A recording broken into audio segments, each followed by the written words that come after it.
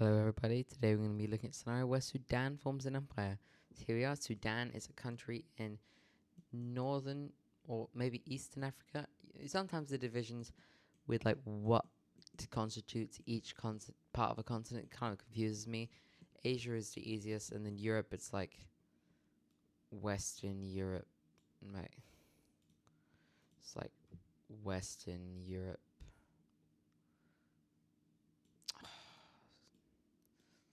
Western Europe with France. Then you got Southern Europe, which is like that, which is only like Spain, Italy, and Portugal. You got Central Europe, which I'd say looks something like that.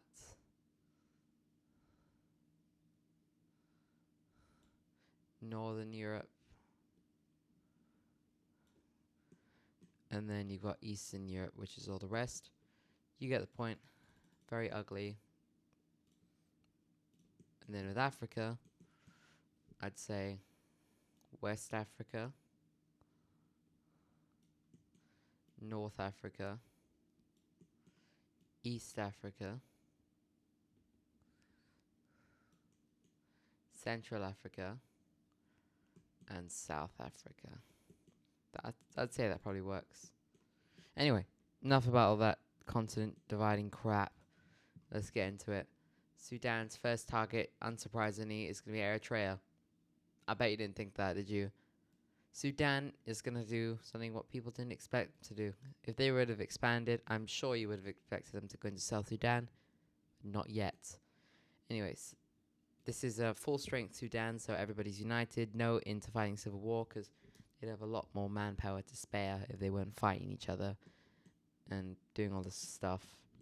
Anyway, it's full strength Sudan with all their military power, full industrialized, all that stuff. I've given them loads of stuff, so they're probably stronger than Egypt, or maybe as strong as Egypt. I'd say as strong as Egypt and Ethiopia and most of their neighbors. Anyway, they're going to take on Eritrea, and well, they're going to win quite easily. Peace treaty here. They are going to annex this entire region of Eritrea directly into their nation, and the rest will actually be given to their new ally, Ethiopia. This is very weird. I wasn't planning to do this, but I was like, well, why not? So yeah, Sudan has actually gone behind Egypt's back and become friends with Ethiopia, who's like, Sudan's like, well, as long as you give me enough water, and don't worry about Egypt, I'll give you more coastline. Ethiopia's like, yeah, I'll take that. So yeah, a new ally. And now they're doing it. They declare on Chad. Nuh-uh, not yet. Sudanese forces enter in from the Darfur region and rapidly advance into Chad. They advance to the northern region fairly easily, because this is not many people here. Maybe only like local resistance groups. They capture the south and now begin their advance on the capital from all sides, and then eventually the country surrenders.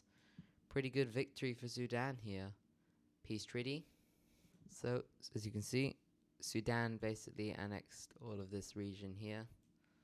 Not much, but it's just enough to just expand their borders slightly, and the rest of Chad has become a Sudanese puppet. Anyway, now we're going to do it. Sudan declares war on South Sudan. You've been waiting for it, I know you have. Sudanese forces rapidly advanced into South Sudan. South Sudan was ready for it, but then they weren't ready for it. Forces captured Juba, and the country is completely gone within a few weeks. Peace treaty, complete Sudanese annexation. So yeah, this is a pretty cool looking Sudan, if I'd say so myself. Huge. Anyway, Ethiopia is going to go on a few side quests, and they're going to pick up Djibouti and Somalia. Because why not? Why not sometimes? So yeah, this is a cool side quest that Ethiopia went on. They picked up a nice looking coastline. Now they look like Italian East Africa. Anyway, where does Sudan expand now? That is a good question. Sudan declares war on the Central African Republic. Chadian forces do most of the work here as they capture the most important part of the country, I'm assuming, the west, and the Sudanese capture the east. Peace treaty. So, yep, this region of Central African Republic was split in half. And then Sudan's like, well, we don't really need you, Chad. So then they just annex Chad. I know, brutal. But after beginning their process of assimilation, and yeah, that you get the point. It's not nice. They annex all of Chad, which gives them a lot more opportunity to expand. And now they are quite a big country and quite a force to be reckoned with. Now, Sudan and Egypt relations have rapidly gone down the pan in this scenario, which basically, if you're not from the UK, means not good. They've gotten worse. And Sudan's like, well, how about we just split Libya together? Egypt's like, yeah, count me in on that. So, both the two countries will be splitting Libya. Sudanese forces move into the south and capture this region fairly quickly. Egyptian forces follow in as well, along with the Sudanese, to capture this northern Cyrenaica region, eventually leaving the front to look something like this. Egyptian forces will continue to advance, now approaching the entrance of Tripolitania, while Sudanese forces launch a quick offensive to capture Tripoli, ending the war quite quickly, actually. Peace treaty. So, yeah, Libya is split almost perfectly into three, actually. Egypt captures the eastern part and Sudan takes the south, while the rest is left on its own, with its own oil fields. Maybe more stable, I don't know. But it's now become the country of Tripolitania. And instead, we now have an even larger Egypt. And, of course, an even larger Sudan. Because that's why we're here, right? Not for Egypt. Sorry, Egypt. Get your own video one day. Anyway, Sudan's looking kind of big. They're like, what can I do now? They've expanded most of the Arab world, and they're looking pretty big. And now people are starting to be like, I don't really like this. So we're gonna have an alliance formed between Niger, Algeria, Saudi Arabia, the Congo, the other Congo, Kenya, Tanzania, Uganda, Rwanda, Burundi.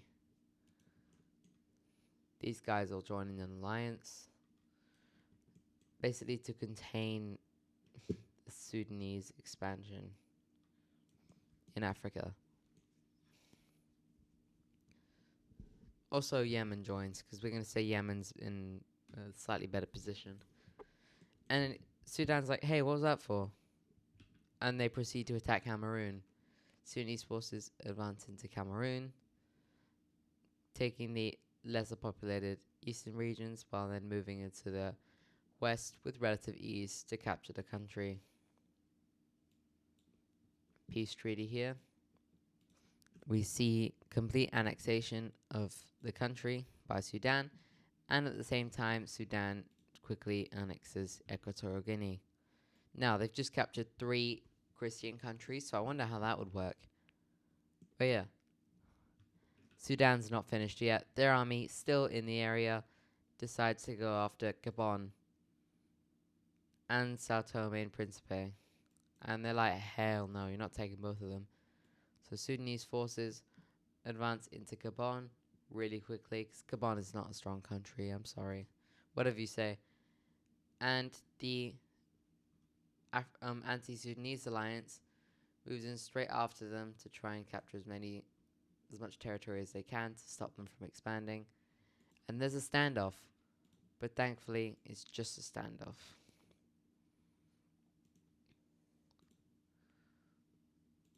So yeah, peace treaty here. As you can see here, the Sudanese and the anti-Sudan alliance, funny enough, end up splitting Gabon equally. I don't think it was worth it to really split it because it's not really that valuable, I'm being honest. But yeah, so Sudan's looking not really like the same country anymore, and they're not finished because that's boring. But now more countries are joining in because they're like, hey, this actually is not as more powerful than we thought it would be. So we see the nation of Libya, Tunisia, Mali, Guinea Faso, Togo, Ghana, Angola, Zambia, South Africa, Botswana. No.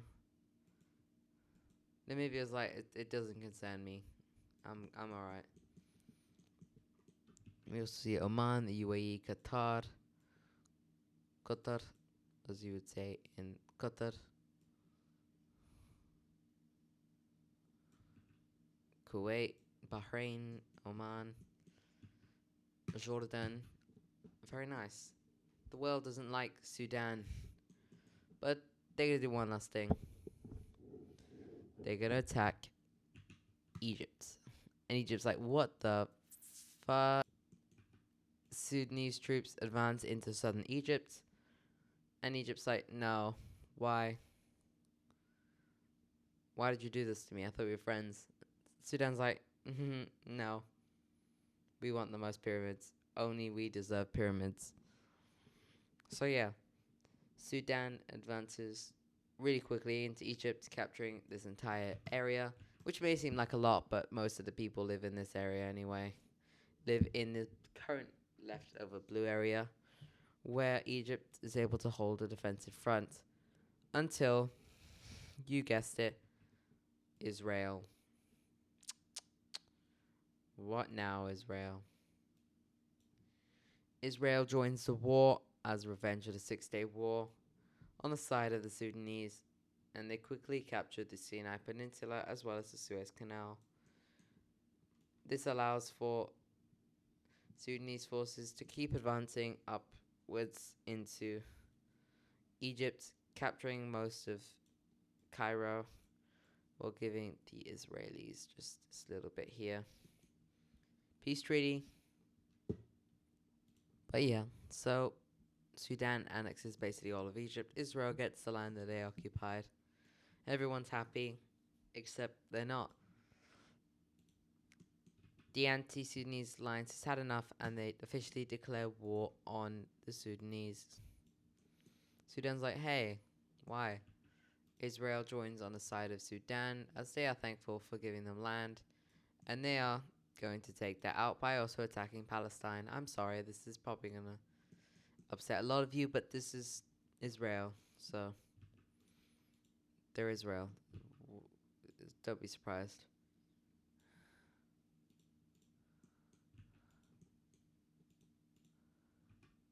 The West Africans also join in on the cause. And however, Morocco joins on the side of Sudan, claiming they're going to promise some land. And yet the second African war begins, or the second, I don't know. I don't really know what to call this war, but the Sudanese war begins. This is going to be a very heavy casualty war. But remember, Sudan's got over 100 million people now. Probably about 100 to 200. Because most of Egypt, except this part, this is probably about 15, 20 million. So take that off, that's 100 million just in Egypt. About 3 million from Libya. 103 million. Sudan already is about 40 million, plus South Sudan 50. 153 million. Chad an extra 10 million. Roughly about 180, 170 million. So it's a lot of people who they can recruit from. They've probably got an army of about 1 million plus. Israel, it's Israel, they're strong. Morocco, strong as well. Ethiopia has got a lot stronger now, especially with like backing. And yeah, this is going to be quite a hard war. Let's see who wins. The first thing that's going to happen is we have Sudanese forces advancing into Libya, as they see this as a strategic point that they need to get out first. They swiftly capture Tripoli, and Libya's like, why did I do that? And they immediately immediately capitulate. Moroccan forces begin a small offensive into Algeria in the southern regions and begin the offensive into Mauritania, which goes very successful as they capture the capital and the country surrenders after they lose most of their population. Moroccan forces also start an offensive from this region here. They don't do here because there's mountains and desert, of course. However, Morocco and Sudan try and encircle Algeria. However, the Algerian military is able to hold off for now. Moroccan forces continue to advance into West Africa, now moving into Mali. Meanwhile, Ethiopian forces move into northern and eastern Kenya.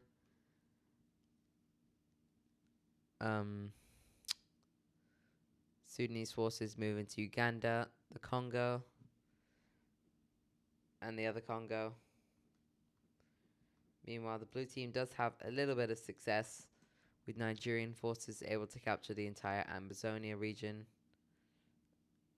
and moving quite deep into Cameroon. Same with Niger, they're able to move into ex-Chadian land, capturing N'Djamena pretty quickly. However, the Sudanese military responds by sending a lot more troops down south here. Israeli military is able to capture Palestine and Jordan with support from Sudan, and now moves quickly into Saudi Arabia. This is not going as well as they thought it would. This is looking like there's going to be a clear winner at this point, especially after Algeria officially gets cut into two pieces, with the south mostly surrendering. This also coincides with a massive invasion of Tunisia, which captures the whole country and launches a brutal invasion into Algeria, from which they hold a huge defensive front. Forces also move into Mali and Burkina Faso. They move out from Burkina Faso. It's not looking good. Countries are dropping like flies, and it's not looking too good for the blue team. Niamey falls, another country's out. And yeah, it's not good. It's really not good. This war is a complete embarrassment for the blue team, as Algeria surrenders, Uganda surrenders, Kenya surrenders, the Republic of the Congo surrenders, the DRC surrenders. The Ethiopians make a landing in southern Yemen, capturing Aden, Sana'a, and Al Mukalla, so Yemen surrenders. Move into southern Oman and Saudi. And it's not looking good. And the world is like, you know what? We could actually just join in. And they're like, yeah, we're going to do that. So the world joins in. I know maybe not the entire world would join in. There'd probably be like Iran and stuff would join them.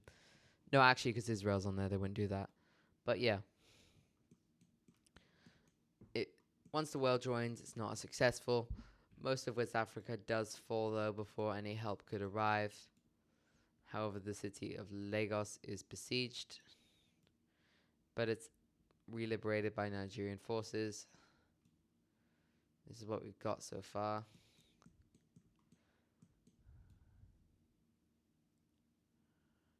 Syria, Lebanon, Western Iraq are gone.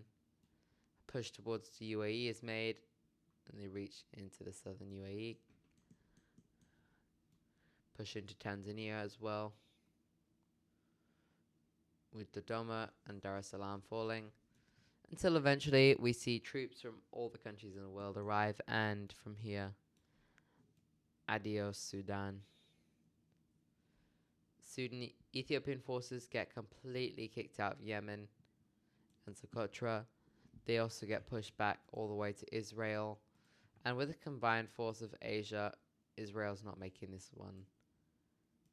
Not making it to the other side, as they get completely steamrolled by Chinese, Indian, Pakistani, Turkish, Russian, whatever forces, who now even start pushing to Egypt. And with pro-Egyptian rebels starting to pop up, the country eventually resurfaces. Look at something like this. American forces move across the Atlantic to the Azores, Madeira, and then the Canaries, where they prepare to launch a naval invasion of Morocco. They also launch massive aerial attacks on the West African military garrisons and Sudan from the Canaries, but their main naval invasions are going to take place from Europe, where we see Eastern European forces launch a naval invasion from Sicily and Crete into Libya and Tunisia, and the main American and UK France back one going from Gibraltar and southern Spain.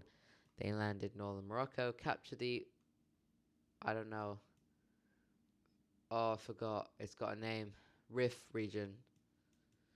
And once Morocco's coast is gone, which was light work, the country surrenders. Algeria is added to the map.